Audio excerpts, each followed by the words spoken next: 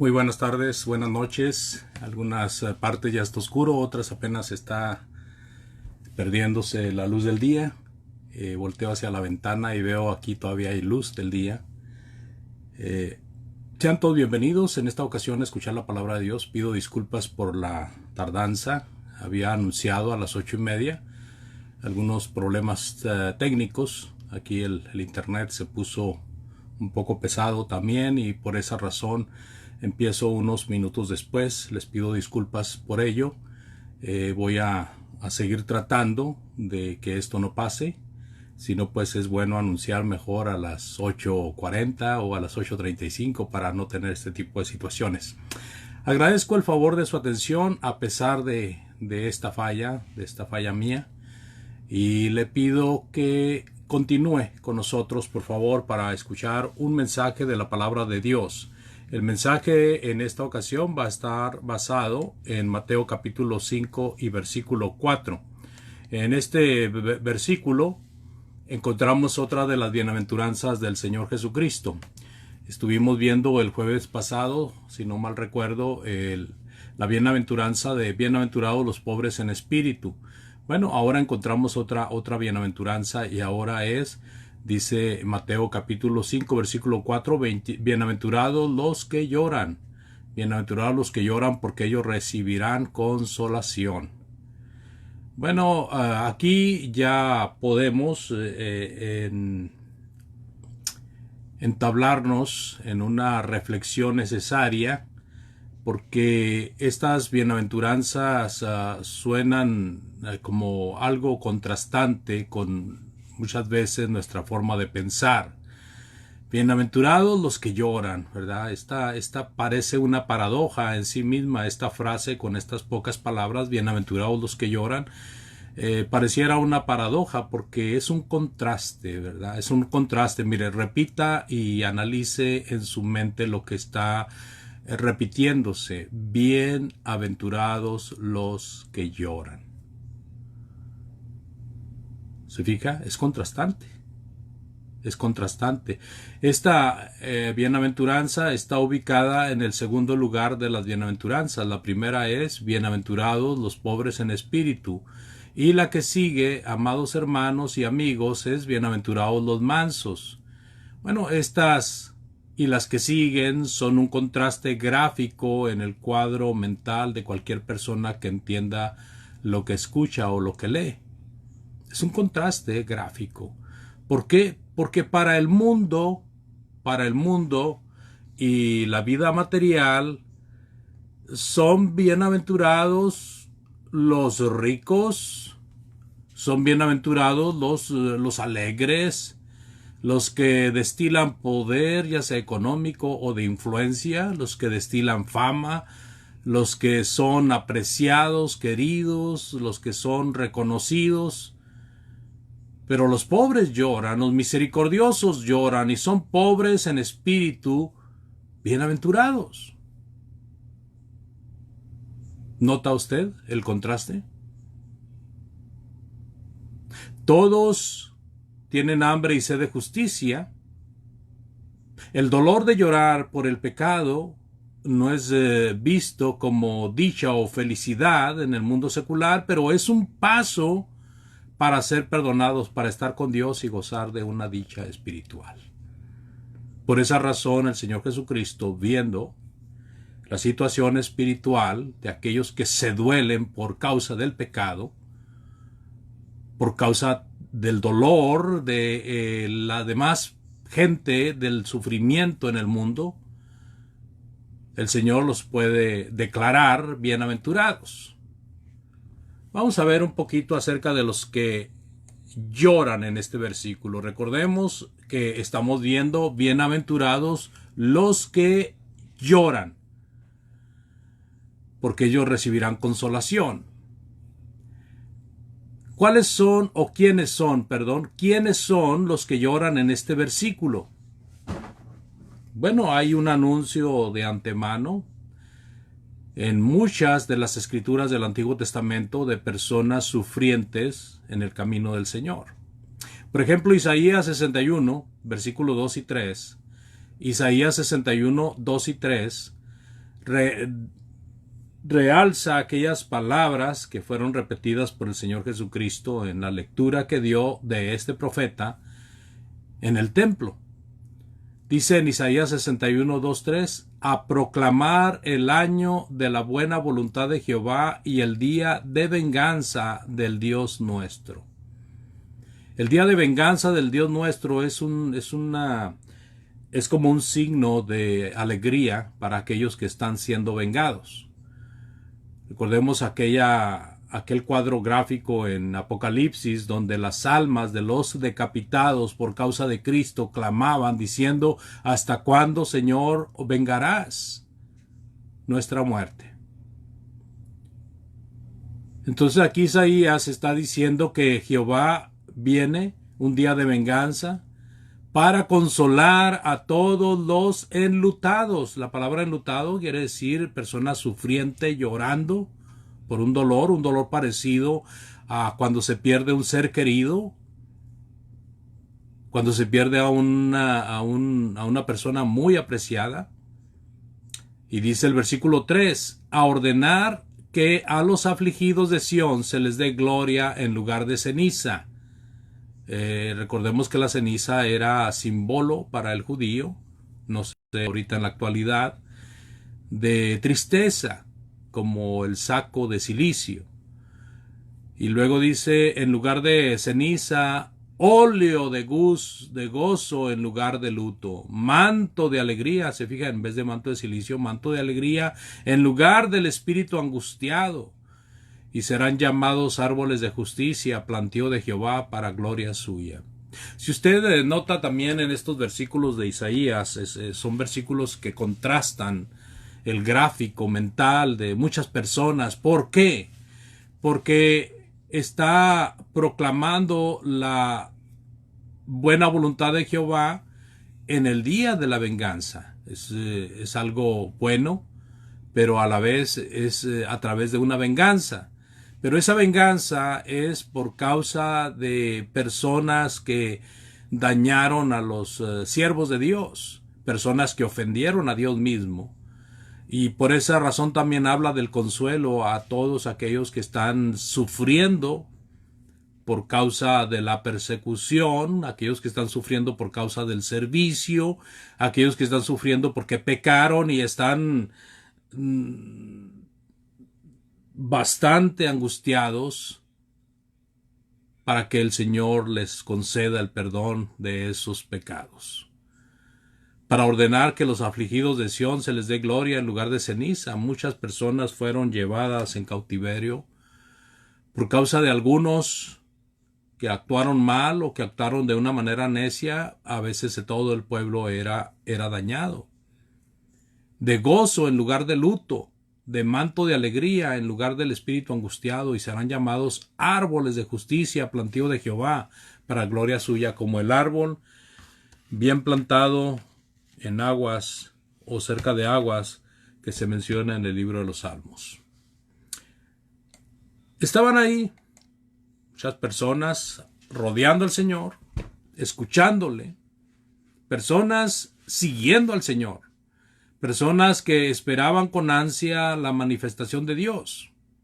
Dios, más de 400 años antes, había prometido esto. Dice en Joel 2.23, por favor, Joel 2.23, vosotros también, hijos de Sión, alegraos y gozaos en Jehová vuestro Dios, porque os ha dado la primera lluvia a su tiempo y hará descender sobre vosotros lluvia temprana y tardía como al principio. Estos son aquellos que, conociendo las Escrituras, se dolían por causa del pecado. En Joel capítulo 2, versículo 12 dice, por eso pues ahora dice Jehová, convertíos a mí con todo vuestro corazón, con ayuno y lloro y lamento. En el versículo 13 de Joel capítulo 2 dice, rasgad vuestro corazón y no vuestros vestidos, y convertíos a Jehová vuestro Dios, porque misericordioso y clemente, porque misericordioso es y clemente, tardo para la ira y grande en misericordia, y que se duele del castigo. Así que, amados, el llanto de los judíos era producido por razones espirituales, religiosamente y moralmente hablando. Se dolían de su propia situación, ¿verdad? De esa situación que había sido llevada en sus vidas por causa del pecado. Se dolían de la situación de los demás. Cuando nosotros leemos casos en el Nuevo Testamento, encontramos semejanzas y encontramos también un poco más de luz a la explicación de por qué son bienaventurados los que lloran. Por ejemplo, el caso de los hermanos de Corintio es ilustrativo. ¿Cómo es posible el duelo que es como respuesta a una bienaventuranza? Ellos estaban tolerando el pecado. En Corintios capítulo 5, desde el versículo 1 en adelante, leemos sobre un caso que está ahí manchando a la iglesia. Y los corintios son señalados por el apóstol Pablo como personas que estaban hasta cierto punto enaltecidas con el pecado. En vez de señalarlo, en vez de atacarlo, en vez de echarlo fuera, de quitarlo de en medio, estaban participando, prestándole atención a esa persona que estaba pecando y atendiéndolo como si fuera un fiel, como si fuera un hermano fiel, un hermano que estaba guardando las cosas de Dios, cuando en realidad lo que estaba haciendo estaba manchando a la iglesia. Y son llamados a hacer una actividad, son llamados a hacer una corrección inmediata. Y cuando ellos reciben esta amonestación del amado Pablo, ellos actúan inmediatamente. Y entonces cuando Pablo les escribe la segunda carta, los elogia por haber sido diligentes en llevar a cabo la corrección necesaria para que la iglesia no siguiera manchada.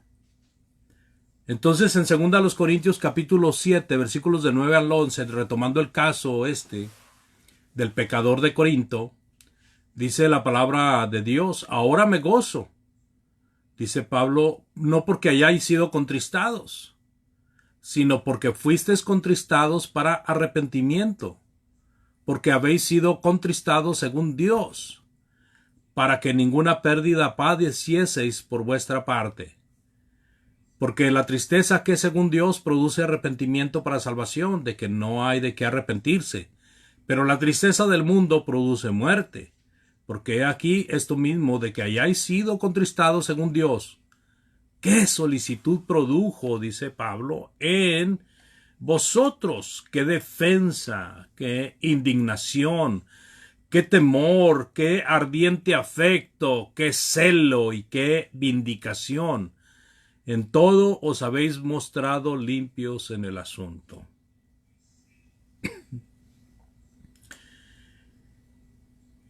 Tratando de explicar estas palabras del amado Pablo, tratando de explicar este pasaje de 2 Corintios, de capítulo 7, versículos del 9 al 11, nosotros encontramos el gozo de Pablo en el aspecto de que los corintios estaban haciendo lo correcto.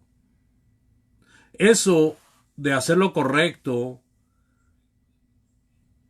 había traído tristeza a Pablo. Pablo estaba triste por la actuación y la actitud de los corintios. Los corintios empezaron a considerar doloroso el hecho de que tenían que actuar, el hecho de que podían perder la salvación, podían caer de la gracia si no hacían algo inmediatamente.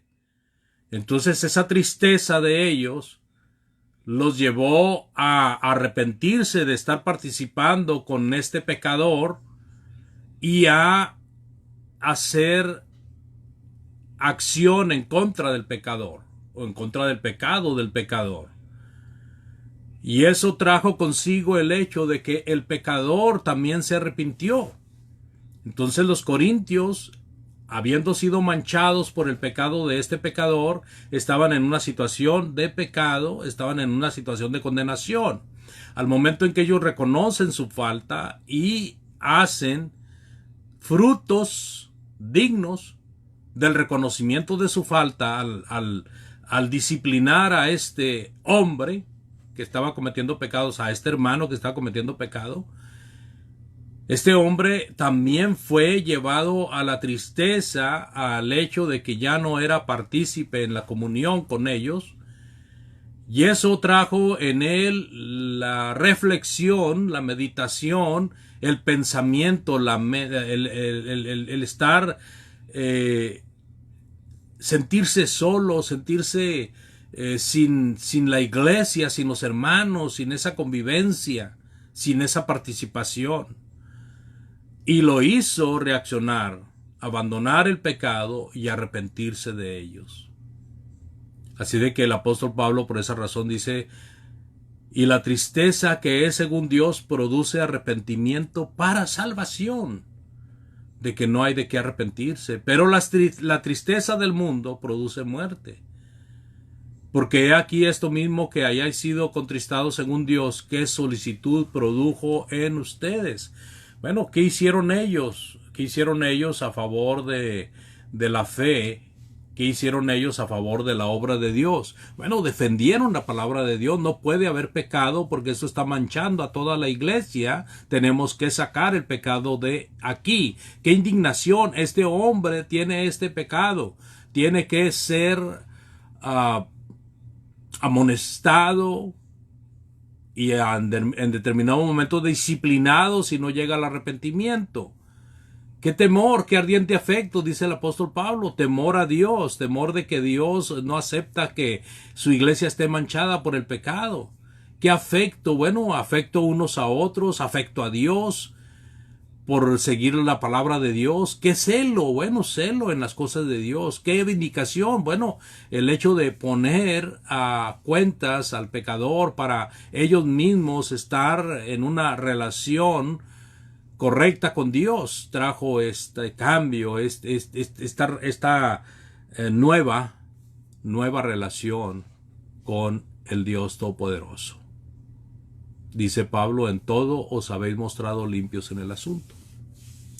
Luego vemos el asunto de que ellos, ¿verdad? Ya el pecador reconoce sus fallas y ellos ahora están renuentes a perdonarlo, y Pablo vuelve a exhortarles ahora para que le perdonen, porque él ya está arrepentido de su falta, ha dejado de hacer lo que estaba haciendo, ha dado un giro de 180 grados, ha dejado su vieja manía, su viejo hábito, su vieja costumbre, y ahora está arrepentido y ellos no lo quieren perdonar. Pero esto es otro punto. Aquí la actitud de los corintios en cuanto a la obediencia a lo que Pablo les había dicho es lo que muestra este sufrimiento, este lloro por causa del pecado, el cual es bienaventurado porque se hace lo que se debe de hacer. Así de que ellos fueron bienaventurados por actuar de una manera correcta. Hay a veces malas interpretaciones en cuanto a lo que el Señor dice en sus palabras, porque el Señor muchas veces habla de una manera que contrasta, que choca con la mentalidad común, con el pensamiento más popular.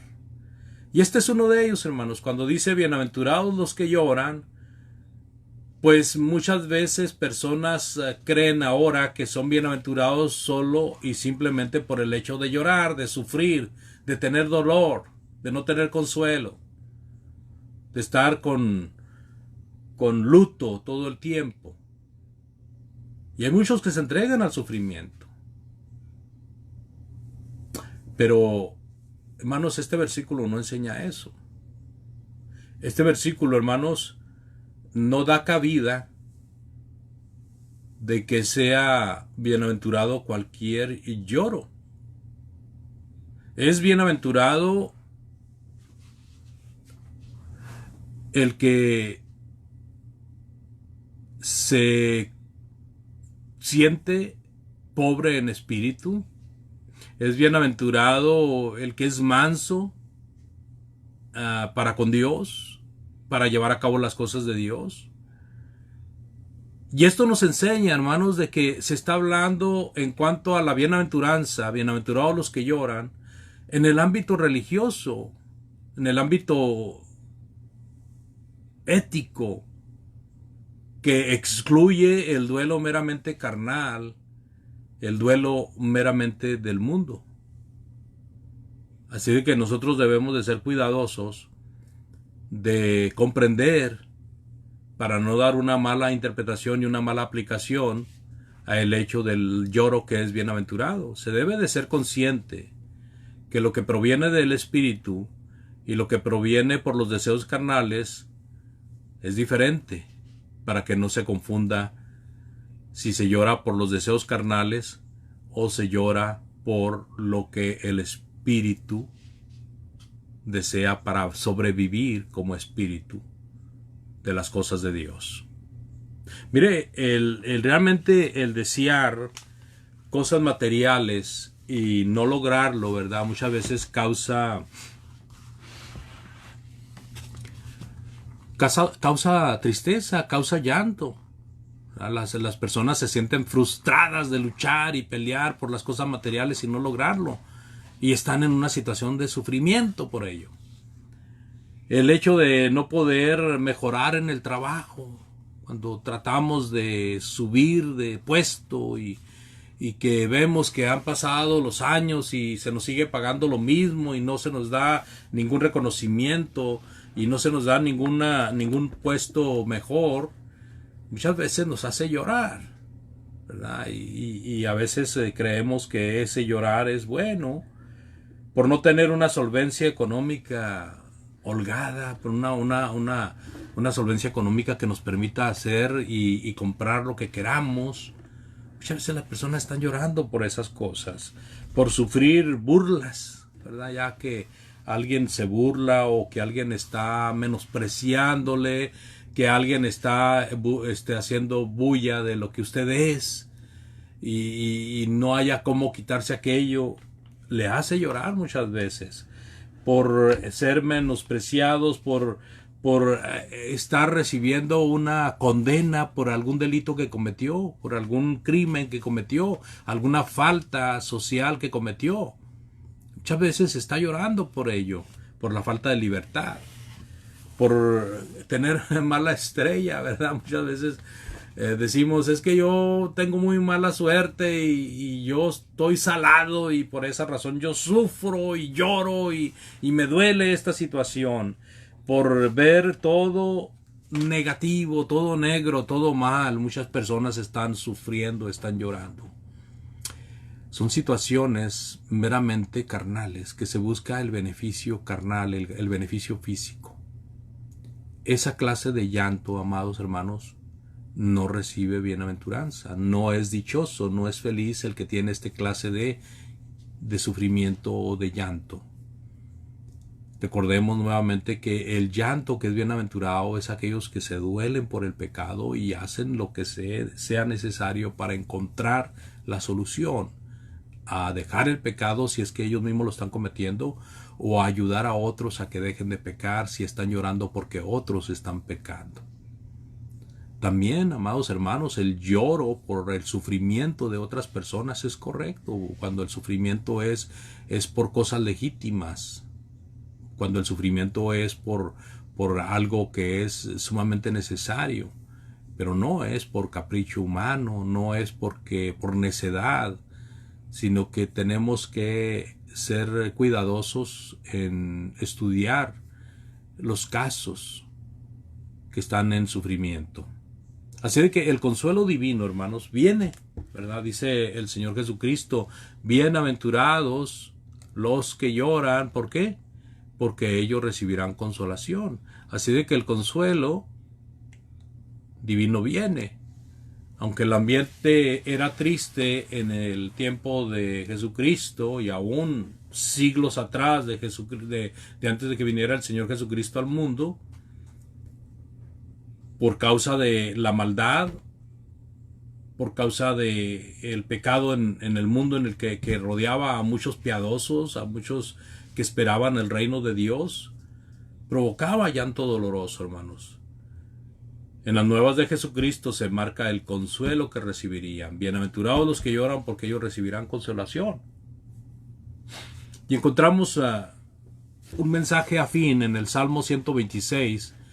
Si nosotros leemos el versículo 6 y el versículo 5 y el versículo 6, Salmos 126, versículos 5 y 6, dice el salmista: los que sembraron con lágrimas, con regocijo cejarán. Irá andando y llorando el que lleva la preciosa semilla, mas volverá a venir con regocijo, trayendo sus gavillas. Fíjese. Palabras poéticas, pero que tienen un sentido aplicable a la situación de personas que lloran y sufren legítimamente. Se hace el esfuerzo, se hace el trabajo necesario, ¿verdad? Y se recibe el consuelo. Mas volverá a venir con regocijo trayendo sus gavillas. En términos del campo, en términos campesinos, el salmista habla, inspirado por Dios, a las almas sedientas del consuelo divino. Allí en Isaías 66, 10 y 11, por favor. Isaías 66, 10 y 11. También hay en sentido profético palabras de consuelo. Alegraos con Jerusalén, o sea, alegraos con Jerusalén y gozaos con ella, todos los que la amáis. Llenaos con ella de gozo, todos los que os enlutáis por ella, para que maméis y os saciáis de los pechos de sus consolaciones, para que bebáis y os deleitéis con el resplandor de su gloria. Bueno, en el sentido figurado, Jerusalén era la ciudad santa, era el lugar donde Dios se manifestaba, así de que era correcto que se buscara el consuelo y la alegría en Jerusalén y a la vez ser partícipe con todos los de Jerusalén. Y dice, llenaos con ella de gozo, ¿verdad? Que toda la ciudad esté gozosa, porque dice todos los que se enlutan por ella, para que aprovechen sus beneficios. Cuando dice para que maméis y os saciéis de los pechos de sus consolaciones, se está refiriendo a que hay consuelo en Jerusalén. En Jerusalén, amados hermanos, es donde se iba a manifestar el advenimiento del reino de Dios, el advenimiento de la nueva era, donde se iba a empezar una nueva forma de Dios tratar con los seres humanos, donde se iba a tratar una nueva ley. Entonces está hablando indudablemente de cómo se recibió al Mesías con alegría, con gozo, aquellos que esperaban el reino de Dios. Y también se refiere al hecho de que el Señor, cumpliendo con su ministerio, en pocos días después inició con gran poder su reino. De tal manera que el reino de Cristo empieza con el inicio de la iglesia del Señor. Y es ahí donde libran todos los que se gozan en el Señor. Es ahí donde entran todos aquellos que sufrieron por causa de estar sin esperanza. Y ahora esa esperanza está ahí. Por aquellos que esperaban el reino de Dios, pero que no lo veían, que lo esperaban con ansia. Al momento de verlo se regocijaron. Todo esto tiene que ver con la profecía de Isaías. Isaías realmente es el evangelio del Antiguo Testamento, hablando del evangelio de Cristo, porque Isaías está constantemente hablando de lo que iba a pasar cuando Jesucristo viniera. Así que concluimos, amados hermanos, con Lucas capítulo 16, versículo 25, para entrar a la recta final, y encontramos ahí unas palabras muy significativas. Dice, pero Abraham le dijo, hijo, acuérdate que recibiste tus bienes en tu vida. Dice, y Lázaro también recibió sus males, pero ahora este es consolado aquí y tú atormentado. Estamos viendo ahí una porción, una fracción de lo que es la historia del rico y Lázaro. El rico vivió como quiso, desperdició sus bienes, no ayudó a los pobres, al menos no ayudó a Lázaro, y entonces él estaba en tormentos.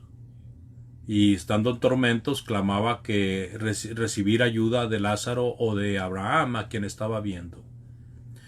Y estas palabras de Abraham, ¿verdad? Acuérdate que recibiste los bienes en tu vida, ¿verdad? Eso es, o sea, él no lloró en vida, no lloró el llanto espiritual, el llanto necesario para buscar las cosas de Dios, sino que siempre estuvo alegre, gozoso, disfrutando, derrochando, echando la casa por la ventana y gozándose con personas de su mismo rango. Mientras que Lázaro, siendo un pobre, un mendigo, un miserable, nunca abandonó a Dios, caminó con Dios a pesar de su condición tan necesitada y tan precaria. Él caminó con Dios.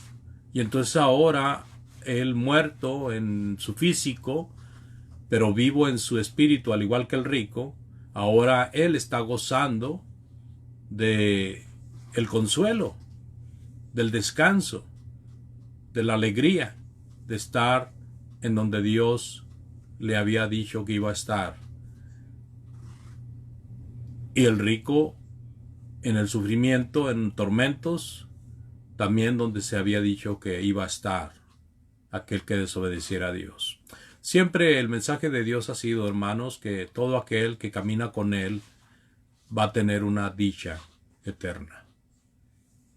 Y aquel que no camina con Él, aquel desobediente, va a tener un sufrimiento eterno. Así que el contraste se mira fácilmente reflejado en este versículo, y también a eso se refiere bienaventurados los que lloran. De que hubo muchos hermanos en Cristo en los primeros siglos y aún en estas fechas que sufren por causa de la persecución, son desterrados, son menospreciados, son muertos, pierden trabajo, pierden lugar en la sociedad por causa de su creencia en Cristo Jesús. Y entonces eso les trae tristeza, les trae dolo, les trae llanto, sufrimiento indudable.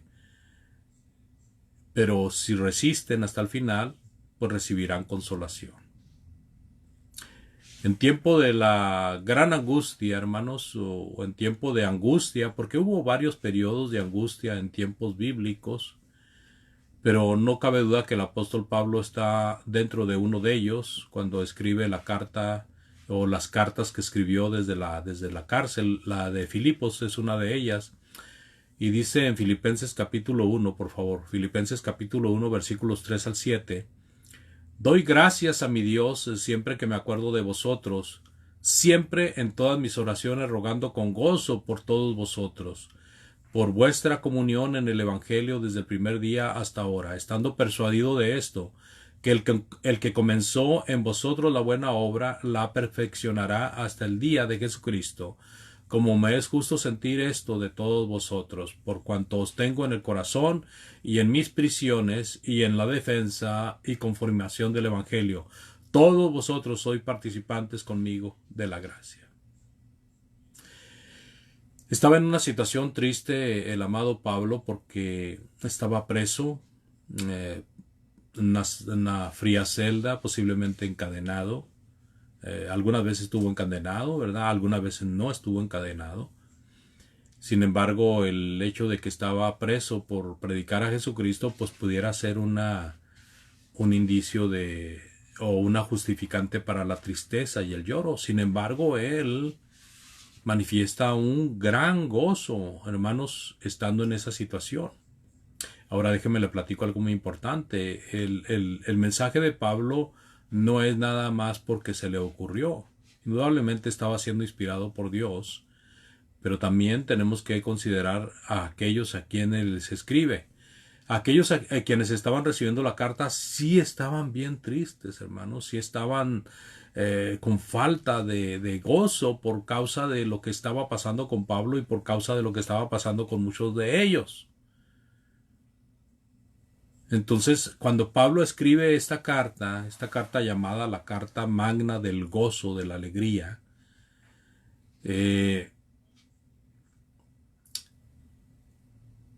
si el amado Pablo, estando en prisiones, privado de su libertad por causa del Evangelio, ¿está gozoso? Indudablemente que la conclusión final de los receptores de la carta sería nosotros con más razón.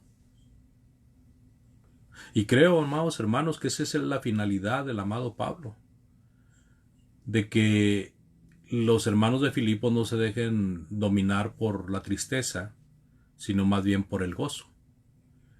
Que en medio del sufrimiento y de la tribulación, en medio del lloro, se acuerden de que son bienaventurados, porque están dentro del reino de Dios, reciben el consuelo de estar dentro del reino de Dios.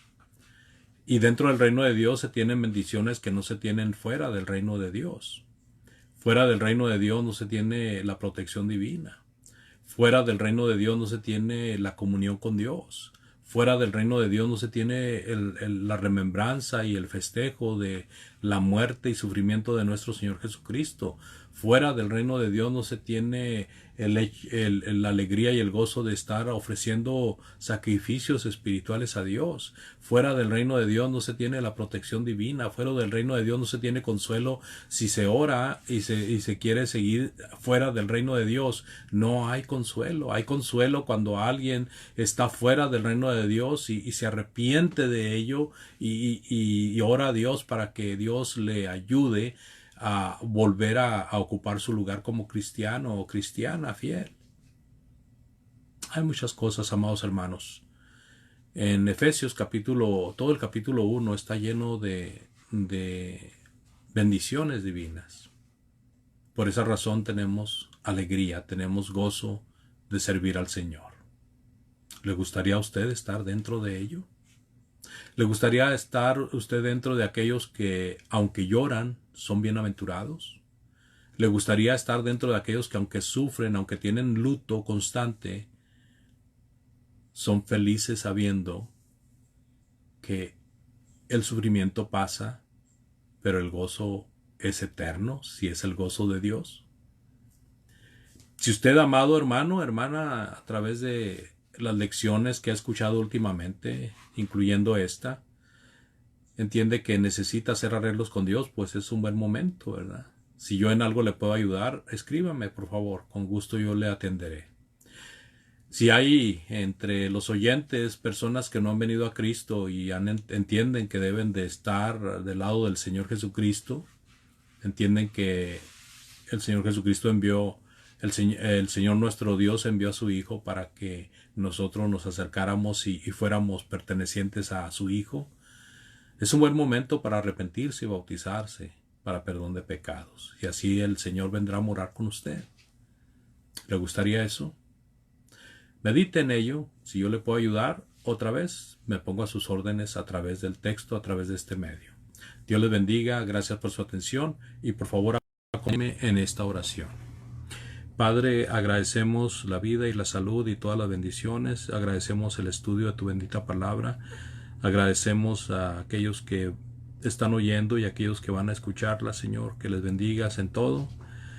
Bendice tu obra sobre la tierra, bendice tu reino, Señor, y ayuda a todos aquellos que lloran porque están dolidos debido al pecado, Señor, ayúdales. También rogamos que aquellos que han oído tu palabra y que están indecisos, que tomen la decisión de venir a servirte, Señor, ya que eso es lo mejor según lo enseñas a través de la sagrada palabra que nos has dejado, Señor bendito, a través de esto que hemos leído y de todo lo que dice tu santa palabra.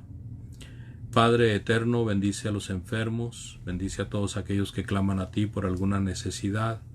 Sé con nuestros hermanos que están sufriendo por causa del COVID y ahora también por la mutación que se ha descubierto. Ayúdales, Padre bendito. Sé con aquellos que están en los hospitales, asístelos y asiste a los médicos que los tratan. Ayuda también, Padre, a los que han perdido algún ser querido. Dales fuerza y consuélales, bendito Dios, si es tu santa voluntad. Sé con la hermana María, Señor, que está enferma y que está convaleciente hasta donde sabemos. Y ayúdale a que se reponga completamente si es tu voluntad, Señor.